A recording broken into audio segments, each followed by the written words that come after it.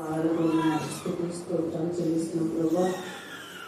గడిచిన దినములన్నీ మమ్మల్ని కాచి కాపాడి ప్రభా తండ్రి విధంగా మేము అయ్యా కూడుకొని ప్రభా తండ్రి నేను వాక్యం ధ్యానించిన గొప్ప ధన్యతలు బట్టి స్తోత్రాలు చెల్లిస్తున్నాం ప్రభా. ఎందరికో లేని ప్రభా తండ్రి అవకాశాన్ని మాకు ఇచ్చావు దేవానికి స్తోత్రంలో ప్రభా.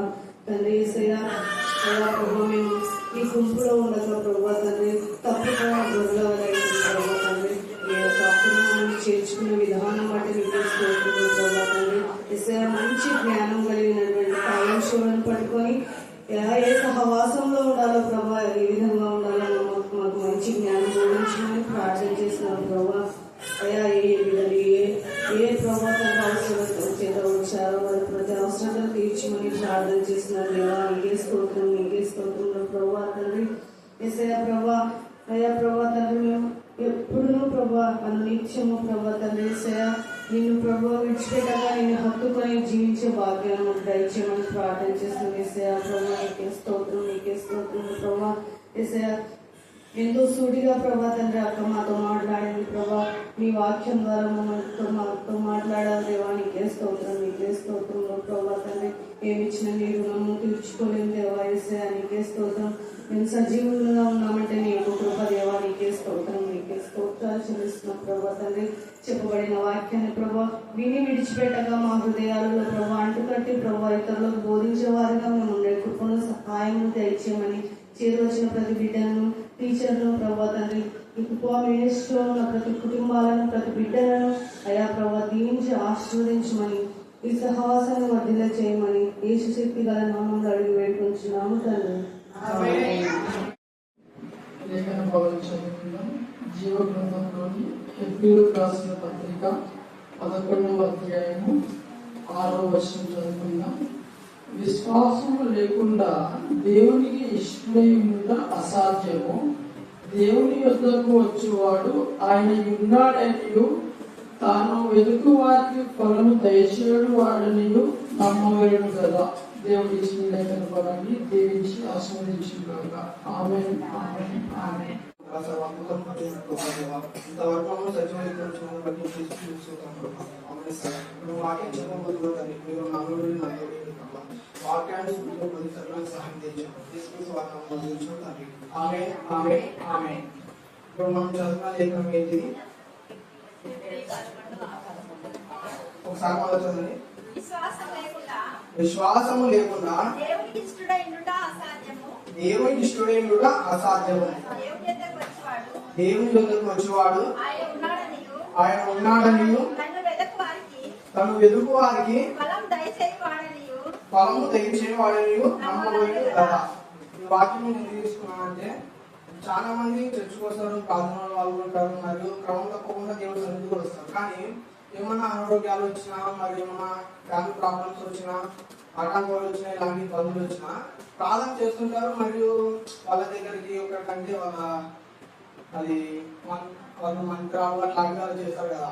గర్భం ధరించిన గర్భానికి రామాన్ని కూడా వాళ్ళకి అడిగి వాళ్ళని నమ్ముకుంటారు, ప్రార్థన చేస్తారు. మరి విశ్వాసం లేకుండా దేవుడు అవిధేయుడై వాళ్ళ కాడ వాళ్ళు తీసుకున్నటువంటి తాగులు ఏమో ఫలానా తీసుకుంటారు, అట్లాంటివి అన్ని తీసుకుంటారు. కానీ ఏమన్నాడు? విశ్వాసంతో అడగవాలని. విశ్వాసం లేకుండా దేవుడికి ఇష్టం అసాధ్యం. దేవుని ఎందుకు వచ్చేవాడు ఆయన ఉన్నాడని తను ఎదుగువాడు ఫలం దయచేవాడు నమ్మవాలని కదా. అయితే విశ్వాసం అనేది ఏంటంటే అదే హెబ్రీయులకు రాసిన 11వ అధ్యాయం 1వ వచనం చదవండి. విశ్వాసం అన్నది నిరీక్షింపబడు వాటి యొక్క నిజ స్వరూపమును అదృశ్యమైనవి ఉన్నట్టును విశ్వాసం అనేది నిరీక్షింపబడి అంటే నిరీక్షణ అంటే మనం ఆశించేది లేక ఎదురు చూసే వాటి యొక్క నిజం స్వరూపంగా ఉన్నది. అంటే మనం ఆశించేది నిజం అవుతున్నది నమ్మకం. మరియు అదృశ్యమైనది అంటే కనబడని మరియు చూడలేకపోయినవి కూడా విశ్వాసం అనేది రుజువుగా ఉన్నది. మనం అది గ్రహించాలి. విశ్వాసం అనేది కనబడదు, ఎందుకంటే అది క్రియల వలన చూపిస్తుంది. రుజువై ఉన్నదని మనం ఇక్కడ చూసుకుంటాం. అట్లయితే అది దేవుని విశ్వాసం మనం ఎలా పొందాలంటే రోమియోలకు అంటే విశ్వాసం ఎలా మనం కొద్దిగా పెంపొందించుకోవాలంటే రోమియోలకు 10:17 చదవండి ఒకసారి. రోమియోలకు రాసిన పత్రిక. కాగా వినుట వలన విశ్వాసం కలుగును, వినుట క్రీస్తును గురించిన మాట వలన కలుగును. విశ్వాసం ఎలా ఉండాలంట? దేవుని మాటలు వినుట వలన కలుగుతుంది. అట్లాంటి మనం డైలీ దేవుని మాటలు వినడం మరియు దేవుని సహవాసాన్ని డైలీ రావడం మరియు క్రమం తప్పకుండా ప్రార్థన పాల్గొనడం మరియు వాక్యం చెప్పేటప్పుడు మనం దృష్టి కేవలం వాక్యం పై ఉంచడం, దేవుడు చేసిన వాగ్దానాలు మనం ఏకీభవించి ఆయన చేసిన వాగ్దానాన్ని నెరవేర్చిన దేవుడు కాబట్టి మనం ఆయన మీద విశ్వాసం ఉంచాలి. ప్రార్థన చేస్తాం కానీ విశ్వాసం ఏమో ఉన్నాం. ఎందుకంటే చాలా మంది చూసిన దాన్ని బట్టి నేను ఈ లేఖనం తీసుకోవాల్సింది. అయితే విశ్వాసం వల్ల మనం అడ్డంకులను, ఇబ్బందులను మరియు ఎన్నో తొలగించుకోవచ్చు. మత్తయి 17వ అధ్యాయం 20 చదువుకుందాం. అందుకు ఆయన మీ అల్ప విశ్వాసం చేతనే మీకు ఆవగింజంత విశ్వాసం ఉండే చాలక. ఆవగింజంత ఎంత ఉంటుంది? అంత ఉండేది. అంత విశ్వాసం ఉన్న కొండను తీసి పక్కన పెట్టొచ్చు. మన రూపంలో చూసుకున్నట్లయితే ఆ కొండను తీసుకొని పర్వతాలను తీసుకొని సముద్రంలో వేయవచ్చు అని దేవుడు సెలవించినాడు యేసుక్రీస్తు వారు ఆయనకి. అట్లాంటిది మనం పర్వతాలు అక్కడ చదవకపోవాలి. అందుకని మీ అపవిశ్వాసం చేతనే మీకు ఆవగింజంత విశ్వాసం ఉంచిన యెడల ఈ కొండను చూచి ఇక్కడ నుండి అక్కడికి పొమ్మనగానే అది పోవును.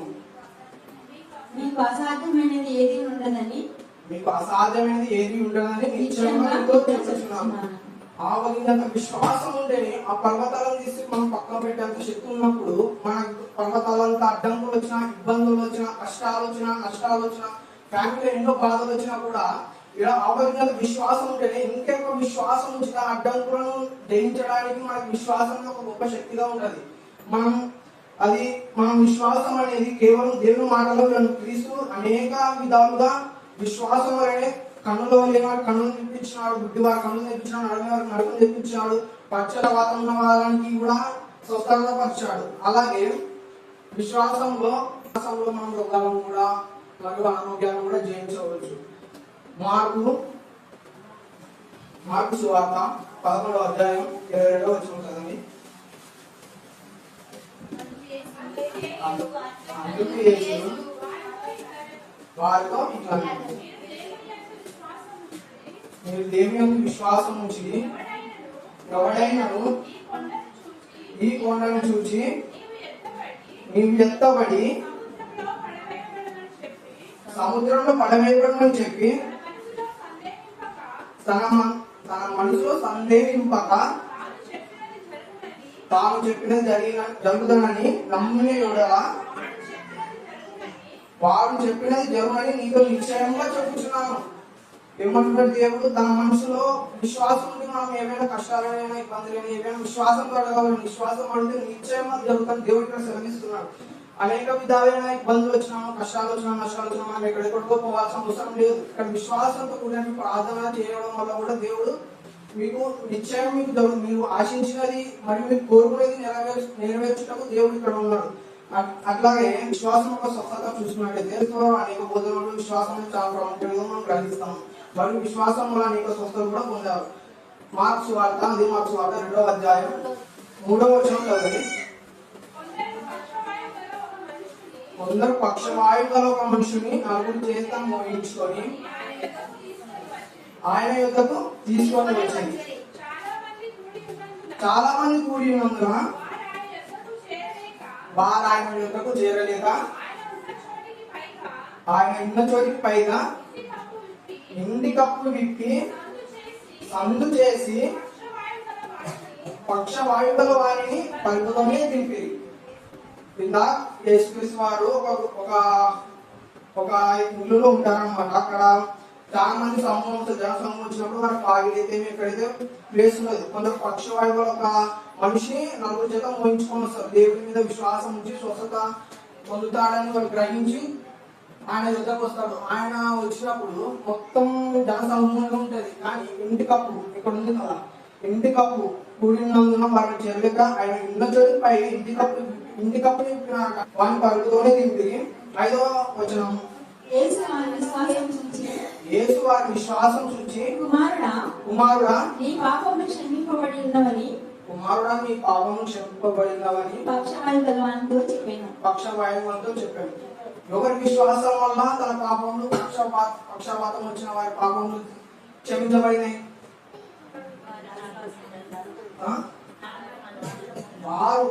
వారి విశ్వాసం చూచన్నాడు. ఆయన పక్షవాతం వచ్చిన విశ్వాసం కాదు, ఆయన నలుగురు చేత ముగించుకుని వచ్చిన వాటి వారి విశ్వాసం చూచి. అలాగే మనం విశ్వాసం చూచడం మన కుటుంబంలో ఉన్న వారు కానీ మనకు తెలిసిన వారిని కూడా మనం రక్షించే అవకాశం ఉంది. అనారోగ్యాలు అయితే, బాధలు అయితే, కష్టాలు అయితే వాళ్ళని కూడా మనం వెలుగులు తీసుకోవాల్సి రావచ్చు. ఎందుకంటే విశ్వాసం వల్లనే ఇక్కడ ఉంది కదా, వారి విశ్వాసం చూసి కుమారుడా నీ పాపం క్షమించబడింది పక్షవాయువుతో చెప్పాను. వారి విశ్వాసం చూసి కేవలం రోగాన ఉన్న వారి విశ్వాసం చూసి కాదు, మన విశ్వాసం చూసి మన ఇంట్లో వాళ్ళ ఇబ్బందులను వాళ్ళ పట్ల మనం ప్రార్థన చేసి విశ్వాసంతో ఉండగా మన విశ్వాసంతో ప్రార్థనతో వాళ్ళ పాపం కూడా క్షమించబడితే దేవుడు సెలవిస్తున్నాడు. అట్లాగే 11వ వచనం చదవాలి. పక్షవాయువుని గలవాన్ని చూసి నీవు లేచి నీ పరిగెత్తుకొని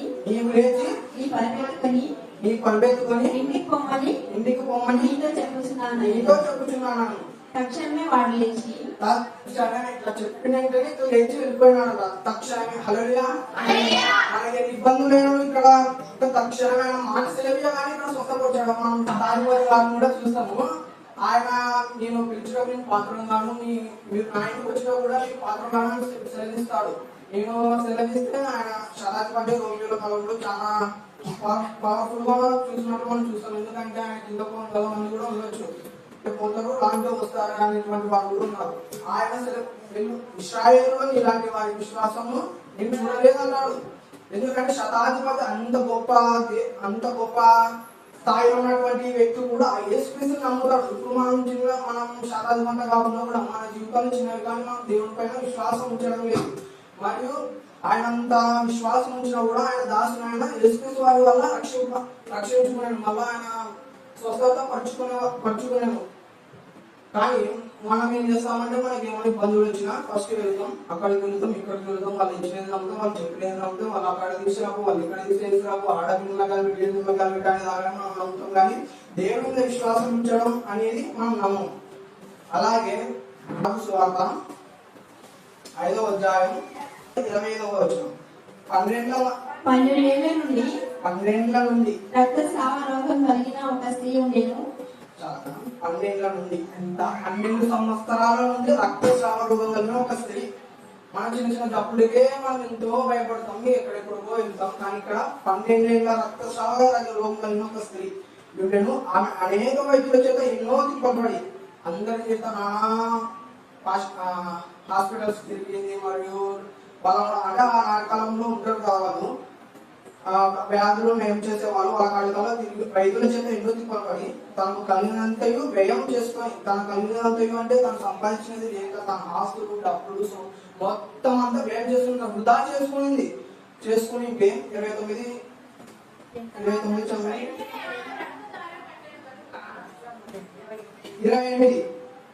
నేను ఆయన వస్త్రము మాత్రం ముట్టినా, ఆమె యేసును గురించి విని నేను ఆయన వస్త్రము మాత్రం ముట్టినా బాగుపడతాను అనుకొని, నేను ఆయన వస్త్రము మాత్రం ముట్టినా బాగుపడతాను అనుకొని జన సమూహంలో ఆయన వెనుకకు వచ్చి ఆయన వస్త్రం ముట్టాను. విశ్వసించింది. అనేక డబ్బులు అన్ని అనాటకాలను సంపాదించకుండా వృధా చేసుకుంది. అనేక వ్యాధులను నయం చేసే వారు వెళ్ళింది కూడా ఏమి వాళ్ళకి ఫలితం లేదు. కానీ యేసు గురించి విని ఆయన చేసినటువంటి స్వస్థతలు మరియు సువార్తను మరొకరు ఆయన చేసినటువంటి ఎన్నో కార్యాలను ఆయన విని విశ్వాసం నుంచి ఆయన వస్త్రము ముట్టాను. ఆయన వస్త్రం ముట్టితే 29వ వచనం. వెంటనే ఆమె రక్తధార కట్టాను కనుక ఆమె ఆయనకున్న జబ్బు వెంటనే నయమైపోయిందంట. ఆ 12 సంవత్సరాలున్న ఆ యొక్క జబ్బు కేవలం ఆయన ముట్టగానే మొత్తం రక్తధార కట్టాను. ఆమె పూర్తిగా ఆ బాధ నివారణ గ్రహించుకోలేను. 30వ వచనం. వెంటనే యేసు తనలో నుండి ప్రభావం బయలు వెళ్ళదని తనలో తాను గ్రహించి జన సమూహం వైపు తిరిగి అందుకు ఆయన కుమారి నీ విశ్వాసం నిన్ను స్వస్థపరిచెను. నీ విశ్వాసం నిన్ను స్వస్థపరచును. ఎందువల్ల స్వస్థపరిచినారంట? విశ్వాసం, కేవలం విశ్వాసమే. ఆమె గ్రహించింది ఈయన ఎందరో కాడికి వెళ్ళింది, కానీ ఆమెకి ఏమీ కాలేదు, అసలు న్యాయం కూడా కాలేదు. ఇలా చెప్తున్నాడు కదా 34. అందుకైన కుమారుని విశ్వాసం స్వస్థపరిచిన, ఆయన మీద విశ్వాసం ఉంచింది కాబట్టి ఆమె స్వస్థపరిచింది. సమాధానం కలదే పువ్వు నీ బాధ నివారణ నీకు స్వస్థత కలుగులాగా ఆమెతో చెప్పిన యేసుక్రీస్తు వారు. ఇప్పుడు 12 రక్తస్రావం గల స్త్రీని ఆయన స్వస్థపరిచాడు. మరియు కొండ పర్వతాలను కూడా ఆమె విశ్వాసం ఉంచిన పర్వతాలను కూడా కదిలించగల శక్తి విశ్వాసం మనం గ్రహించాం. ఏంటంటే అందులో వచ్చిన పర్వతాలు వచ్చిన మనం వాటిని తొలగించేందుకు విశ్వాసం శక్తిగా మనం విశ్వాసంగా శక్తిని మనం చూస్తాం. కాబట్టి విశ్వాసంలో రక్షణను మనం ఇప్పుడు చూస్తున్నాం. రోమా 10:9 రోమా రాసిన పత్రిక.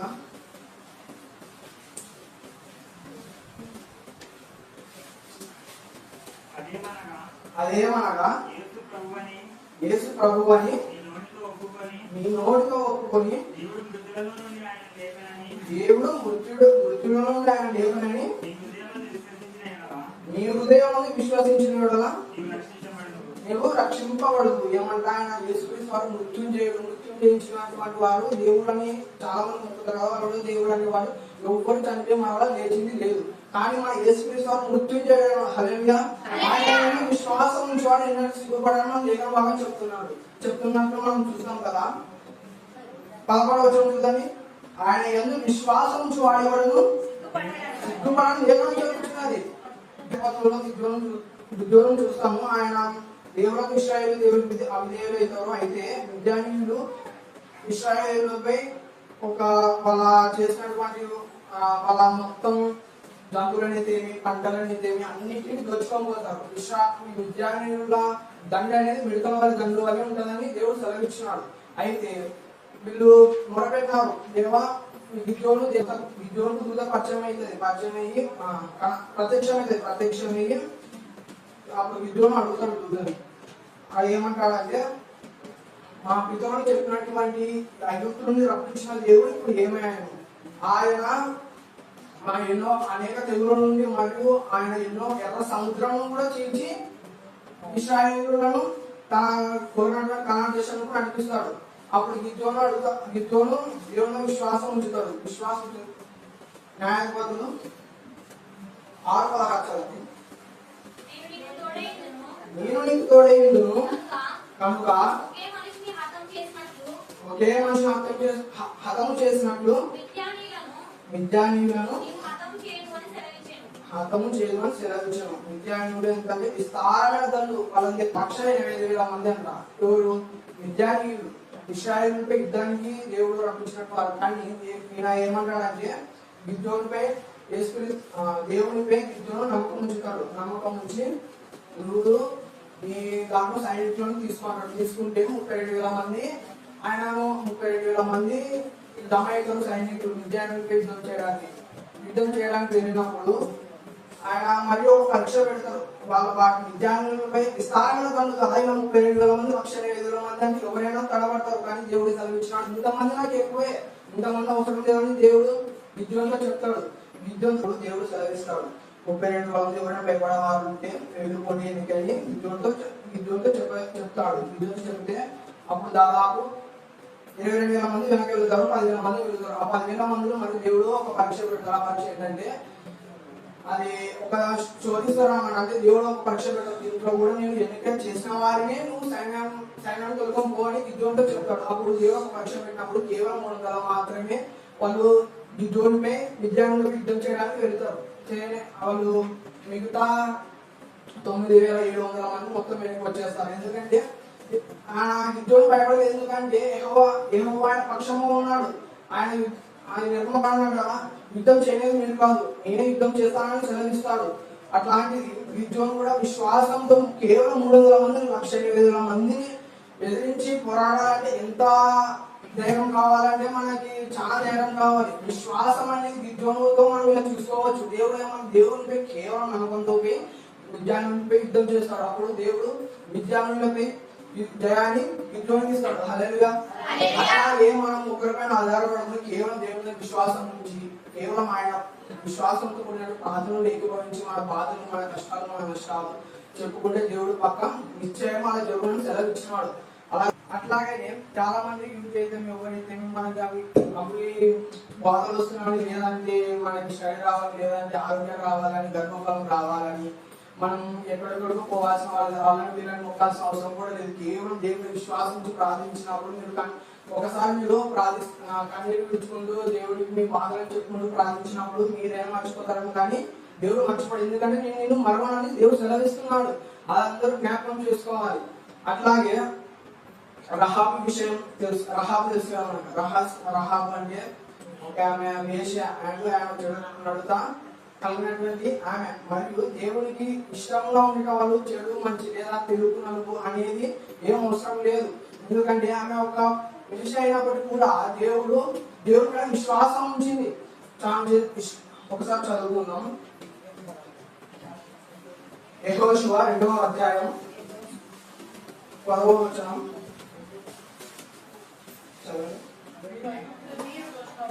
మీరు ఐగుప్తు నుండి వచ్చినప్పుడు మీ ఎదుట యెహోవా ఎర్ర సముద్రము నీరు ఎలాగూ ఆగిపోచేసను యోర్దాను తీరమున్న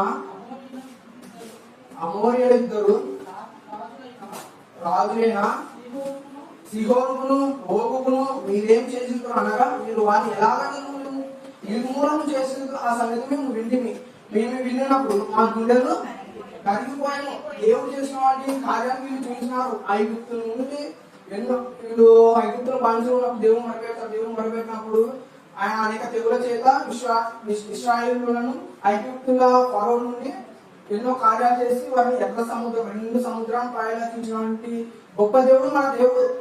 మన అడ్డంకులు, ఇబ్బందులు, కష్టాలను కూడా సముద్రాన్ని తీర్చినటువంటి గొప్ప దేవుడు. మన కష్టాలను తీర్చలేదా?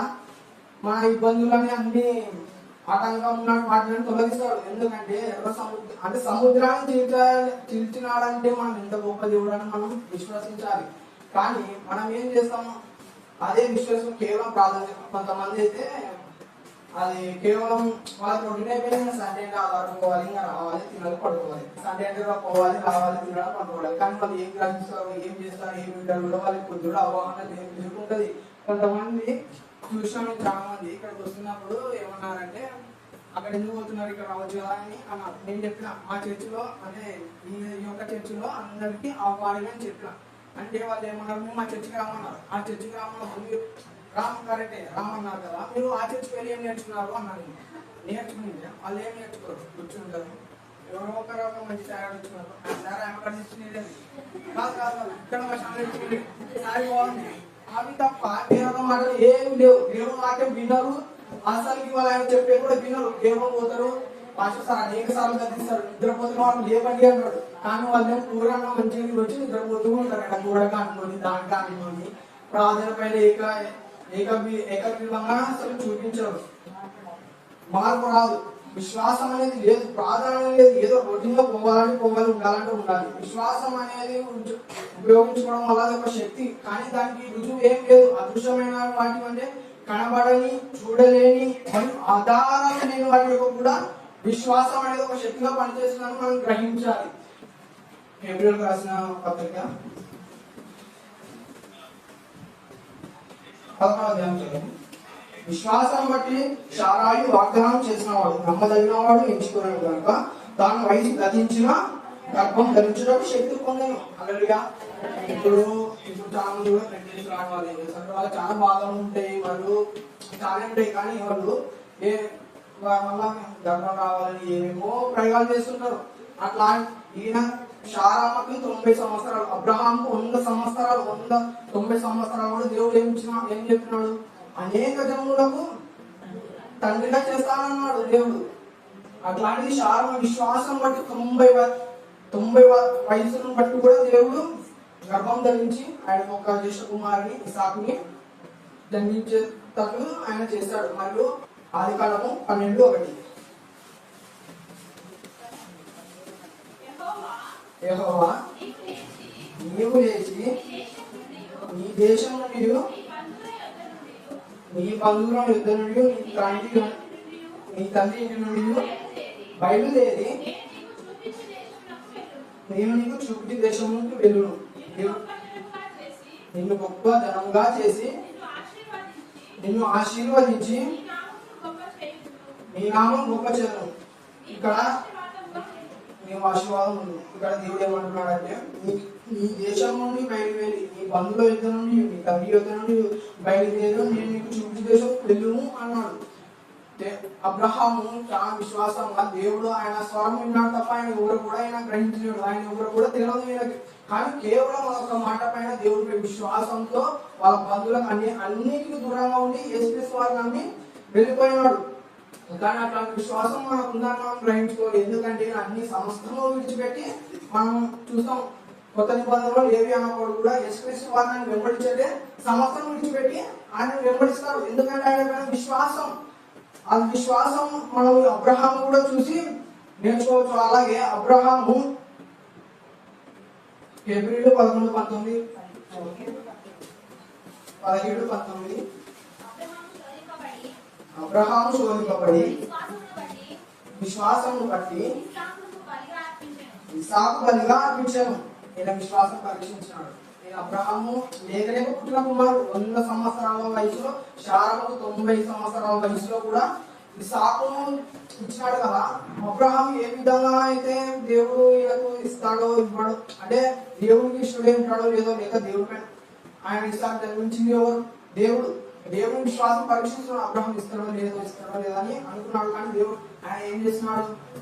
అబ్రహామా అని పిలిచి ఆయనకు నీ కుమారి ఇస్సాకును పర్వతమే బలియమని అడుగుతాడు. అడిగితే ఆయన ఏమంటాడు? తెల్లవారగానే లేచి వెళ్ళిపోతాడు. తెల్లవారినప్పుడు అబ్రహాం లేచి, అంటే విశ్వసించినాడు. దేవుడు అడిగినాడు కాబట్టి ఆయన రేపు వెనకాడలేదు. తనకు లేఖల పుట్టిన కుమారుడు కూడా ఆయన బలి అర్పించినకు వెనకాడలేదు. అట్లాంటి విశ్వాసం మనకు ఏకైక కుమారుని వాడు 190 సంవత్సరాలు ఏకైక పుట్టిన కుమారుని కూడా ఆయన అది బలించడానికి దేవునికి విధేయత చూపాడు, విశ్వాసం ఇచ్చాడు. మరి దేవుడు ఏం చేస్తున్నాడు? అక్కడ బలిపించినాడా ఇస్సాకును? లేదు. ఒక గొర్రె పెట్టేలు ఒక పొదలో ఉంచిన దేవుడు ఆల్రెడీ అన్ని చేసినాడు. మనం విషయాలు కొన్నిసార్లు కూడా పరీక్షిస్తాడు. ఆ పరీక్ష విషయంలో కూడా మనం చాలా తెలివిగా ఉండాలి. అంటే ఈయన అబ్రహాము కూడా మనం గుర్తు చేసుకోవాలి. అబ్రహాము తన సొంత కొడుకున 100 సంవత్సరాల వయసులో పుట్టిన కుమారుని కూడా బలర్పించుటకు వెనకాడదు. ఎందుకంటే తండ్రి పైన విశ్వాసం కాబట్టి. ఆయన తెల్లవారం లేచినప్పుడు అంటే ఆయన నిర్ణయించుకున్నాడు ఇచ్చేదంటే దేవుడు. ఆయన ఆల్రెడీ మనం చదువుకున్నాం. అబ్రహాము నేను చూపేసం వెళ్ళుము అంటాడు. వాళ్ళ సమస్తం వదిలిపెట్టి వెళ్ళిపోతాడు.